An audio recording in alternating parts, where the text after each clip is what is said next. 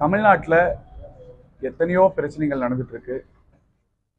Election நடக்கிற டைம்ல அது கோயம்புத்தூர்ல வந்து பார்த்தீங்கன்னா கோயம்புத்தூர் மக்களுக்கு எத்தனையோ பிரச்சனைகள் இருக்கு. அது எதுக்கும் செவி சாய்க்காம உதயநிதி ஸ்டாலின் அவர்கள் பார்த்தீங்கன்னா கல் எடுத்து காமிக்கிறது, ஃபோட்டோ எடுத்து காமிக்கிறது, இந்த மாதிரி சம்பந்தமே இல்லாமல் ஒரு கவன ஈர்ப்புக்காக தேவையில்லாத பல விஷயங்களை பண்ணிட்டு இருக்காரு. அவராக இருந்தாலும் சரி, திமுகவாக இருந்தாலும் சரி, ஸ்டாலினாக இருந்தாலும் சரி, அவர் சார்ந்த வேட்பாளராக இருந்தாலும் சரி. நாங்கள் என்ன கேட்குறோன்னா, கோவை அப்படின்னு எடுத்துட்டிங்கன்னா motor industry, pump industry, foundry, MSME, அதாவது சிறு குறு தொழில்கள் அப்படின்னு சொல்லுவாங்க. இப்போ நம்ம கணபதி அந்த ஏரியாவில் எடுத்திங்கன்னா குட்டி ஜப்பான் அப்படின்னு சொல்லுவாங்க. அங்கே வந்து ஒரு காலத்தில் தொழில் எப்படி இருந்தது, இப்போ எப்படி இருக்குது. இப்போ ரொம்ப சிரமப்படுறாங்க. ரொம்ப வந்து நிறைய இண்டஸ்ட்ரீஸ் வந்து ஸ்கிராப்பை நோக்கி போகிற மாதிரி போயிட்டுருக்கு. இது ஏன் நாங்கள் வந்து ஒரு முக்கியமான இஷ்யூவாக எடுத்துகிட்டு வரோன்னா, இப்போ ஈரோட்டில் மஞ்சள் ஃபேமஸ்ன்னு சொல்லுவாங்க. ஈரோடு மஞ்சள் இங்கே உடனே வளர்க்க முடியுமா? முடியாது.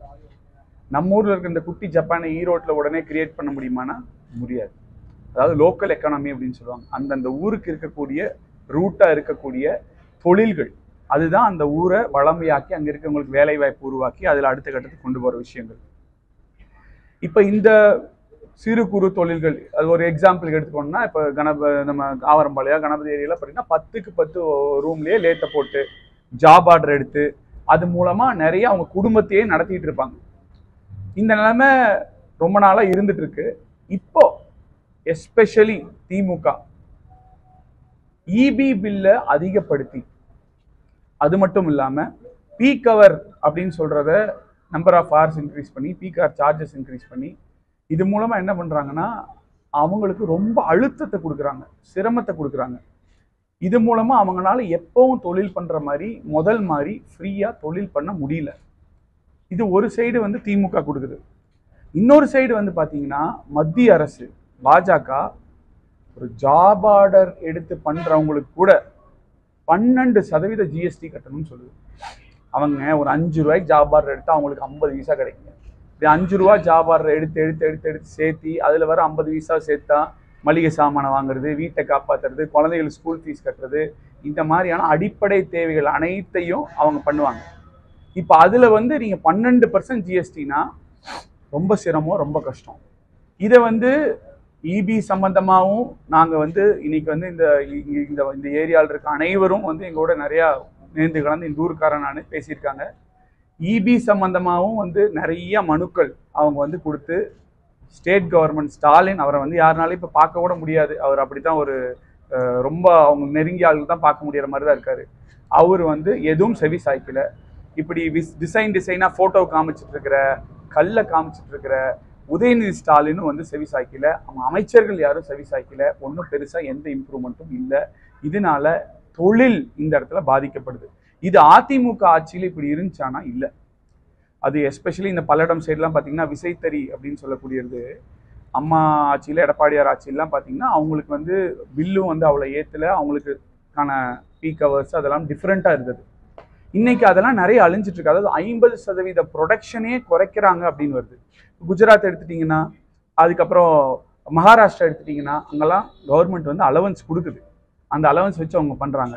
இவங்களை இந்த சிறு குறு தொழில் இருக்கிறவங்க இவங்களுக்காக நாங்கள் வந்து குரல் கொடுக்குறோம் இந்த நேரத்தில். மெயினாக இதெல்லாம் உதயநிதியாக இருக்கட்டும், இப்போ அண்ணாமலை சொல்கிறாரு ஒரே ஒரு ஹாட்லைன், இது பண்ணிடுவேன் அது பண்ணிடுவேன்னு. இந்த விஷயத்துக்காக 3 வருஷமாக பாஜக என்ன பண்ணுச்சு, திமுக என்ன பண்ணுச்சுன்னா ஒன்றுமே பண்ணல. அப்சல்யூட்லி நில், ஜீரோ. கோயம்புத்தூருக்குன்னு ஒரு டெவலப்மெண்ட் கூட கொண்டு வரவே இல்லை. 2 பேருமே கொண்டு வரல. ஒரு ஹாட்லைன் இருக்குன்னு சொல்கிறவர் 3 வருஷமாக அவர் இருக்கார், தலைவராக, மாநில தலைவராக இருக்கார். ஆனாலும் ஏன்னா அவர் எம்பி ஆனாதான் அவங்க மோடி அவர்கள் வந்து ஃபோன் எடுப்பாரா? இல்லை. இங்கே இருக்கிறவங்களே சொல்கிறாங்க எத்தனையோ முறை போய் கொடுத்தாங்க, அதெல்லாம் வாங்கிட்டாங்க அப்ளிகேஷன், ஆனால் எந்த ஒரு இம்ப்ரூவ்மெண்ட்டை எதுவுமே இல்லைங்க அப்படிங்கிறாங்க.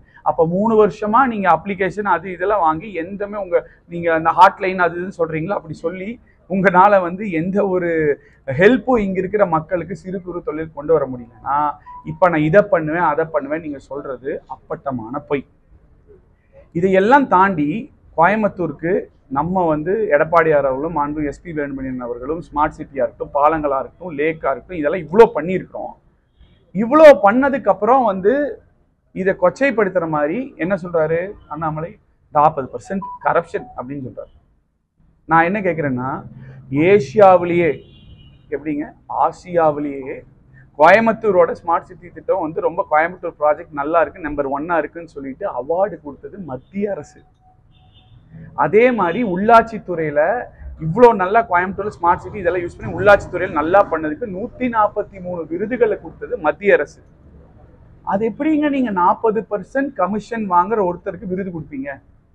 இது எப்படிங்க சாத்தியம்? அப்ப நீங்க எனக்கு காசு வாங்கிட்டு விருது கொடுத்தீங்களா? இது வந்து முற்றிலும் தவறு. அதாவது அண்ணாமலை வந்து பொய் சொல்லிக்கிட்டே இருக்கார். நான் பர்சனலா எதுவும் பேச வேணாம்னு தான் பார்த்தேன்.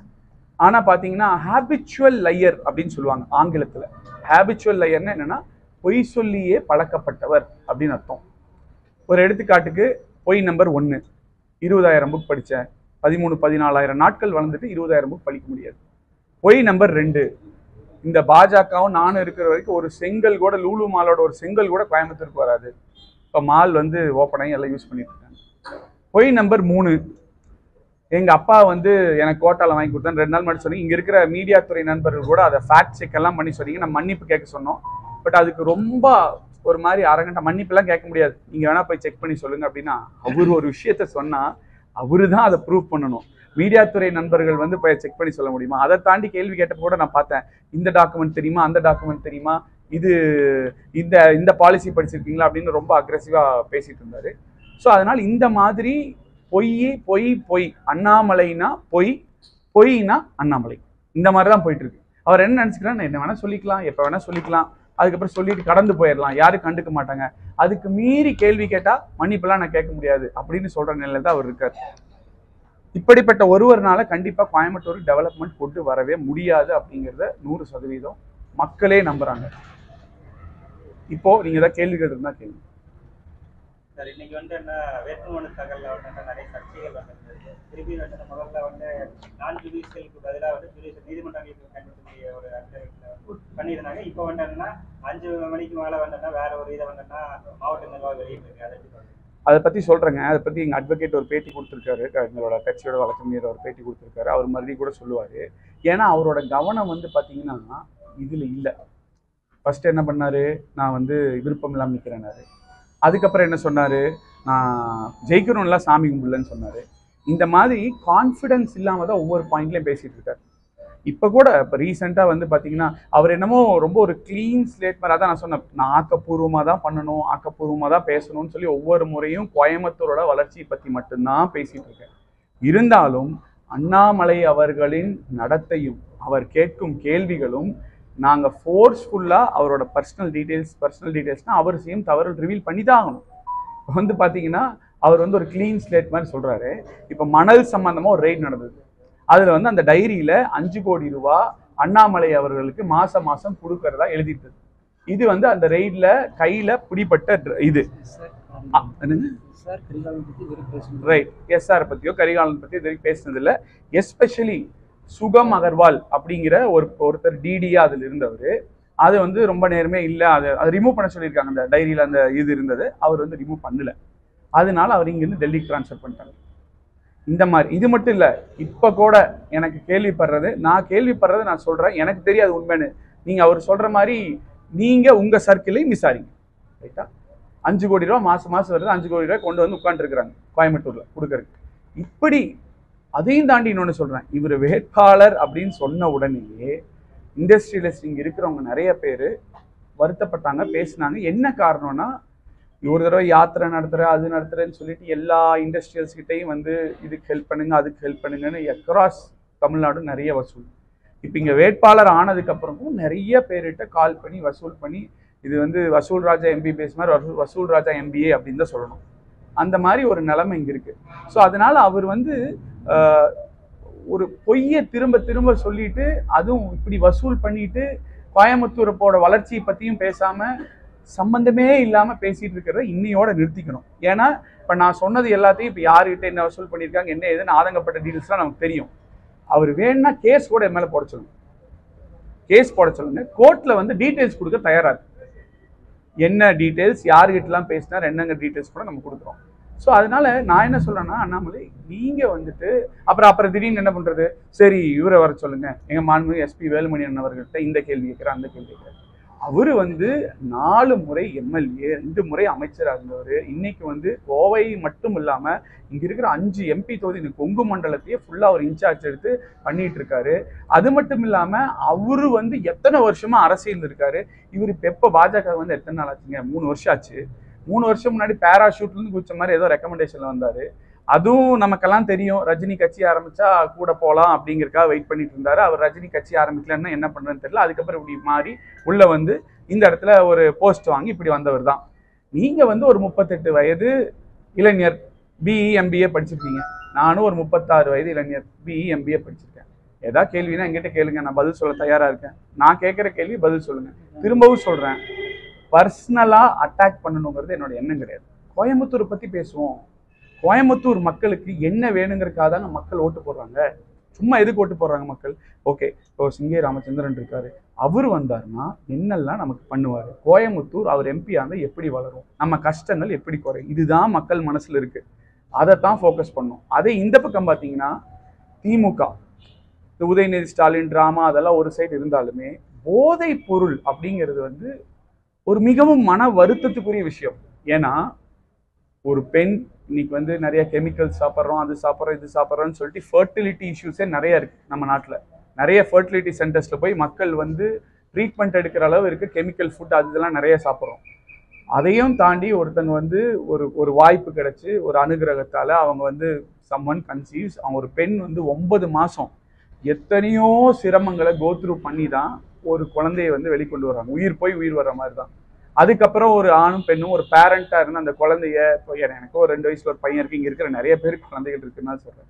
அந்த பையனை வந்து ஒரு பொண்ணை வந்து வளர்த்து தாராட்டி சூருட்டி 1 வயசு 2 வயசு 3 வயசு ஸ்கூலுக்கு சேர்த்து கஷ்டப்பட்டு படிக்க வச்சு டியூஷனுக்கு அனுப்பி அதுக்கப்புறம் நல்ல காலேஜ் சேர்த்து வளர்த்து, அப்பா நம்மளுக்கு அப்புறமா வந்து நல்லா இருப்பான், எப்படியோ ஒரு பையனையோ பொண்ணையோ நல்லா வளர்த்திட்டேங்கிறது உண்மையாக சொல்கிறேன். நான் அதாவது எனக்கு எங்க அம்மா அப்பாவோட அருமை வந்து நான் பேரண்ட் ஆனதுக்கு அப்புறம் தான் தெரிஞ்சு. அவ்வளோ சாதாரண விஷயமே கிடையாது. உண்மையாலுமே அது ஒரு தியாகம், ஒரு மிகப்பெரிய ரெஸ்பான்சிபிலிட்டி. அப்படி வளர்ந்து வர்ற சமுதாயத்தில் நம்ம என்ன நம்பி போகிறோம், நல்லா இருப்பாங்க ஃபியூச்சரில் நினச்சி தாங்க பண்ணுறோம். நல்லா இருக்கணும் தாங்க நம்ம எல்லாரும் நினைப்போம். இப்போ ட்ரக்குனா நம்ம சாதாரணமாக அந்த காலத்தில் எல்லாம் சொல்லுவாங்க, இது மாதிரி ஆல்கஹால் குடிக்கிறாங்க, கஞ்சா எடுக்கிறாங்க, சிகரெட், அந்த மாதிரி சிகரெட் ப்ளஸ் ட்ரக்ஸ் அப்படி வச்சுக்கோங்க. அந்த மாதிரி இல்லாமல் சிந்தட்டிக் ட்ரக்ஸ், அதாவது சிந்தட்டிக் ட்ரக்ஸ்னால் என்னென்னா, அது சாப்பிட நம்ம மனுஷன் வந்து குரங்கிலிருந்து மனிதனா வந்தோம், திரும்ப மனிதனிலிருந்து குரங்கா போகிற மாதிரி நம்ம மைண்டை வந்து கரப்ட் பண்ணிடும். ஒரு அம்மாக்கும் தங்கச்சிக்கும் வித்தியாசம் தெரியாது. கொஞ்சம் இன்னும் கரப்ட் ஆச்சுன்னா ஒரு ஆணுக்கும் பெண்ணுக்கும் வித்தியாசம் தெரியாது. இப்படிப்பட்ட சமூகத்தை தான் வருங்காலத்துல நம்ம பார்க்கணும்னு எதிர்பார்க்கிறோமா? இல்ல. கேட்கவே பதபதைக்குது, கஷ்டமா இருக்கு. ஏன்னா இது வந்து சிந்தட்டிக் ட்ரக். இதை வந்து திமுகவை சேர்ந்தவங்க, அவங்க உள்ள இருந்தவங்க, ஜாஃபர் சாதிக், இது வந்து இவ்வளோ போயிட்டு இருக்கு, இத்தனை விஷயம் நடந்துட்டு இருக்கு, இதை பத்தி எதுவுமே பேசல, வாயே திறக்கல. எந்த ஒரு மன்னிப்போ இல்லை மன்னிப்பு கேட்காட்டி ஒரு ஜஸ்டிஃபிகேஷனோ ஸ்டாலினோ உதயநிதியோ யாருமே பண்ணல. அப்படியே தட்டி கழிச்சுட்டு போறாங்க. இப்போ ஏன் அவங்க மேல யாரெல்லாம் கனெக்ட்னு தெரியல. ஏன்னா ஜாஃபர் சாதிக் புகைப்படம் எடுக்காத ஆளே கிடையாதுன்னு இருக்கு. ஏதோ ஒருத்தர் 2 பேர் கூட இருந்தா பரவாயில்ல. குடும்பத்தில் எல்லாரும் கூட புகைப்படம் எடுத்திருக்காரு, கட்சியில் எல்லா அமைச்சரோட புகைப்படம் எடுத்திருக்காரு. அதையும் தாண்டி ஏதோ வந்து ப்ரொடக்ஷன் எல்லாம் பண்ணியிருக்காருன்னு சொல்லி மீடியாலாம் நானும் பார்த்து தெரிஞ்சுட்டேன். இதை பத்தி இது கோயம்புத்தூர் நாங்கள் வருத்தப்படுறோம். கோயம்புத்தூர் வந்து ரொம்ப, அதுவும் வந்து வெளியூர்லாம் இல்லை இருந்து கோயம்புத்தூருக்கு படிக்கவே வருவாங்க. இப்போ நான் படித்த பிஹெச்டி காலேஜில் எடுத்துக்கிட்டீங்கன்னா 8000 பேர் 10,000 பேர்னா அதில் ஒரு 1000 பேர் தான் 2000 பேர் தான் இங்கே இருப்பாங்க. இன்ஜினியரிங் காலேஜ் பார்த்தீங்கன்னா நிறைய வெளியூர்ல இருந்து தான் கோயம்புத்தூருக்கு படிக்க வருவாங்க. அப்போ மாணவர்கள் இங்கே அதிகமாக இருக்காங்க. மாணவர்களோட மைண்டை கரப்ட் பண்ணணுங்கிறத இந்த போதைப் பொருள் விற்கிறவங்க வந்து கொடுத்து மைண்டை கரப்ட் பண்ணி அவங்கள அதுக்கு அடிக்ட் ஆக்குறாங்க. அதை வந்து வெளியே கொண்டு போகணும் அப்படின்னா அதை சட்டம் ஒழுங்கை கண்ட்ரோலில் வச்சு இந்த மாதிரியான விஷயங்கள் எல்லாத்தையும் கரெக்டாக வைக்கக்கூடிய அரசு தான் இங்கே இருக்கணும். அதுக்கு திராணியே இல்லை. அதை பேசுறதுக்கும் திராணி இல்லாமல் இருக்கு திமுக அரசு. அதாங்க இப்போ நான் வந்து ஒவ்வொருத்தருகிட்டயா உட்காந்து இண்டஸ்ட்ரியில் நான் பேசும்போது சொன்னாங்க, அதை வந்து ஃபுல்லாக எடுத்து பட்டியல் போட்டு இப்போ கொடுக்கறதுக்கு எனக்கு நேரம் இல்லை. ஆனால் திரும்ப சொல்கிறேன், நான் சேலஞ்ச் பண்ணுறேன் அண்ணாமலையை, என் பேரில் கேஸ் போடுங்க. ரைட்டா? நான் சொன்னது தப்புனா என் பேரில் கேஸ் போடுங்க. அதுக்கப்புறமா வந்து நான் அதுக்கான டீட்டெயில்ஸ் எல்லாம் என்னோட லாயர் வந்து கோர்ட்டில் சப்மிட் பண்ணுவாங்க. ஜட்ஜு சொல்லிட்டோம், இது கரெக்டா இல்லையா அப்படிங்கிறது.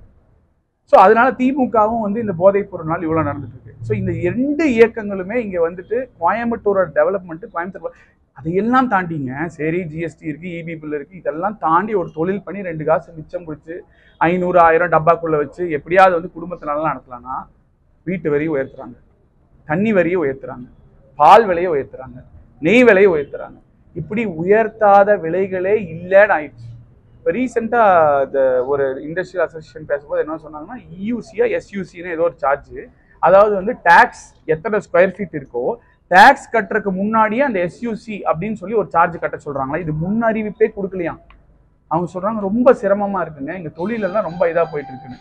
இப்போ இங்க படிக்கிறவங்களுக்கும் தொழில் வேலை வாய்ப்பு கொடுக்கணும், இங்க இருக்கிற தொழிலும் அழிஞ்சிட்டு இருக்கு, அதையும் பாதுகாக்கணும். இது எல்லாத்தையும் பண்றதுக்கு இது வரைக்கும் திமுக சைட்ல இருந்து ஒரு வார்த்தை பேசல. அண்ணாமலை சுத்தமா எதுவுமே இதை பத்தி திறக்கவே இல்லை.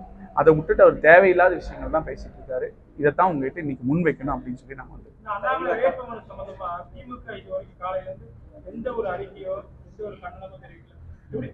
எப்படி பாக்குறேன். நாங்க இருக்கிற ஐஏஎஸ் ஆபிசர் இருக்காரு இல்லைங்க, எந்த அரசாங்கத்தில் இருக்காருங்க?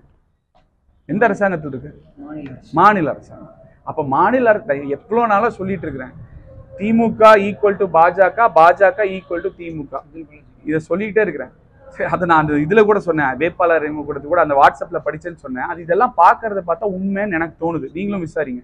செந்தில் பாலாஜி கரூர்ல உட்காந்துட்டு இங்க அண்ணாமலையை வந்து எப்படியாவது ஜெயிக்க வச்சுட்டா ஜாமீன் கிடைக்குமான்னு பாக்குறாரான்னு எங்களுக்கு காதுபட நிறைய செய்திகள் வருது. இது நீங்களும் விசாரிங்க. ஏன்னா இது வந்து ரொம்ப ப்ராப்பரா பார்த்தா சாதாரணமா வந்து ஒரு கலெக்டர் இதை பார்த்தோன்னே வந்து ரிஜெக்ட் பண்ணணும். அவங்க லிஸ்ட் கொடுப்பாங்க, அதாவது வந்து இதெல்லாம் தவறு, இதெல்லாம் இது வந்து வேணும்னு கிளாரிஃபிகேஷனுக்கு அதை லிஸ்ட் கொடுப்பாங்க. அதுல அவங்க கொடுக்கவே இல்லை. அதையும் தாண்டி இப்போ ரிவைஸ்ட் அஃபிடவிட் 5/17 ஃபைல் பண்ணியிருக்காங்க. ரிவைஸ்ட் அஃபிடவிட் 11 மணிக்கு முன்னாடி தான் ஃபைல் பண்ணணும். சம்பந்தமே இல்லாமல் இப்போ நம்ம போய் கம்ப்ளைண்ட் கொடுக்கலன்னு போனால் அங்கே கலெக்டர் இல்லை, அதுதான். அதுக்கப்புறம் வந்து போய் கம்ப்ளைண்ட் கொடுக்கறதுக்கு போனால் அப்புறம் பார்த்தா அங்கே ரிவைஸ்ட் அஃபிடவிட் டேபிள் இருக்கு. இப்போ இது வந்து மொத்தமுமே நாம்ஸ் பிரகாரம் எங்களோட அட்வொகேட் வந்து பக்காவாக ஒரு பேட்டி கொடுத்தாரு. அதுக்கு அவர் சம்மந்தமாக ஏதாவது டீட்டெயில்ஸ் தான் அவர் பதில் சொல்லுவார். பக்காவா பேட்டி கொடுத்துருக்காரு. இப்பதான் டீடைல்ஸ் எல்லாமே சொல்லியிருக்காரு. ஏன் வந்து மாநில அரசாங்கம் திமுக இதை பத்தி வாயை திறக்கல? நாங்க கம்ப்ளைண்ட் கொடுத்துருக்கிறோம், நாம் தமிழர் கம்ப்ளைண்ட் கொடுத்துருக்காங்க, திமுக இப்போ வரைக்கும் கம்ப்ளைண்ட் சுயேட்சையெல்லாம் கொடுத்துருக்காங்க. நான் என்ன கேட்கிறேன்னா, சுயேட்சை வேட்பாளர் ஏதோ கமா ஃபுல் ஸ்டாப் தப்பு பண்ணா நீங்க ரிஜெக்ட் பண்றீங்க. இவர் வந்து ஐபிஎஸ் படித்தேன், இது படித்தேன், ஐஎம்ல படித்தேன், பயங்கர இதுன்னு சொல்லிட்டு யாரை பார்த்தாலும் வந்து அவர் தான் அறிவாளிங்கிற மாதிரி எல்லாரையும் மட்டம் தட்டுற மாதிரி எல்லாம் பேசி ஒரு அரகண்டா பேசிட்டு இருக்காரு. அவரு அவ்வளோ தெரிஞ்சு அவருக்கு இந்த ஒரு சாதாரண விஷயம் இது தெரியலையா? எனக்கு என்னமோ ஒன்று அவர் வரும்போதே நிற்கிறதுக்கு பயமா இருக்குன்னு சொல்லிட்டு இருந்தாரு. தோல்வி பயத்தில், ஏன்னா இது ஒரு காமன் சென்ஸ், இது வந்து இவ்வளோ பெரிய பிளண்டர் நடக்க வாய்ப்பே இல்லை. தோல்வி பயத்தில் அவர் வந்து இப்படி பண்ணியிருக்கணும். அதை மறுபடியும் மேலேருந்து ப்ரெஷர் வந்து இல்லை நீங்கள் இன்னுதான் ஆகணும்னா ப்ராபப்ளி செந்தில் பாலாஜி அவங்களாம் சொல்லி ஹெல்ப் பண்ணி இந்த ஸ்டேட் கவர்மெண்ட் மறுபடியும் அந்த அஃபிடவிட்டை த்ரூ பண்ணியிருக்கணும். இதுதான் நடந்திருக்கும். இதை தவிர எதுவும் நடந்திருக்க வாய்ப்பு இல்லைன்னு நான் யூகிக்கிறேன்.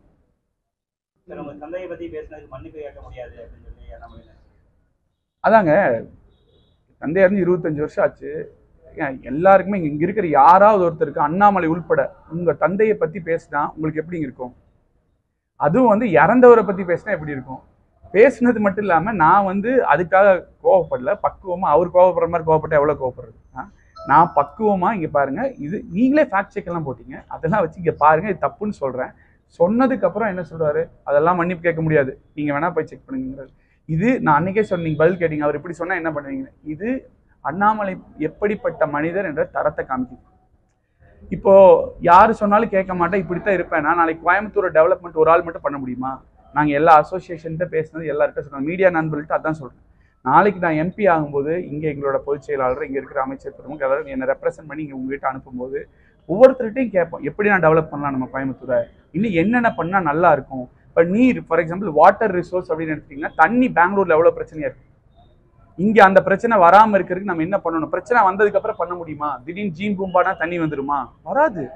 அப்போ அதுக்கு இப்போவே ஒரு தொலைநோக்கு பார்வையோட பண்ணணும். ஆக்சுவலி 3ஆம் பில்லூர் கூட்டு குடிநீர் திட்டம் இருக்கிறங்காடிக்கு தான் சிறுவாணியில் இப்போ குறைஞ்சாலும் இப்போ சமாளிக்க முடியுது. அதுவும் அதிமுகவும் எங்கள் அமைச்சர்களும் எங்கள் இவங்களும் கொண்டு வந்தது தான்.